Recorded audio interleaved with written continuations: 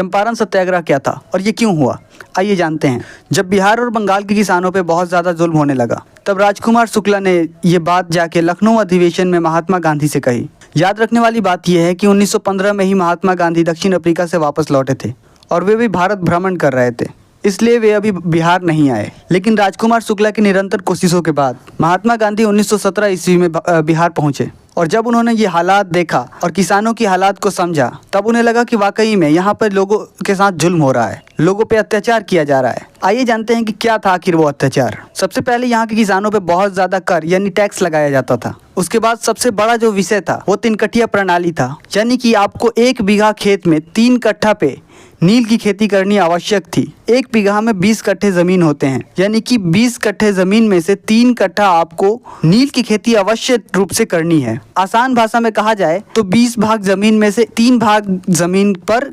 नील की कृषि करनी है। इससे भी बड़ी बात यह थी कि जिस भूमि पर नील की खेती होती थी, यानी कि जिस भूमि पर एक बार नील की खेती हो गई, उस भूमि पर अब कई सालों तक फसल नहीं हो पाते थे। जैसे धान, गेहूं या ये सब फसल दोबारा उस पर नहीं उगेंगे, उस भूमि पर 5-6 साल तक नहीं उग पाएंगे। इससे किसानों की भूमि पर को बड़ा हानि पहुंच रहा था और अगर किसी किसान ने इस कानून का उल्लंघन किया, यानी कि पालन नहीं किया, तो उस पर अत्याचार किया जाता था बहुत से तरीकों से।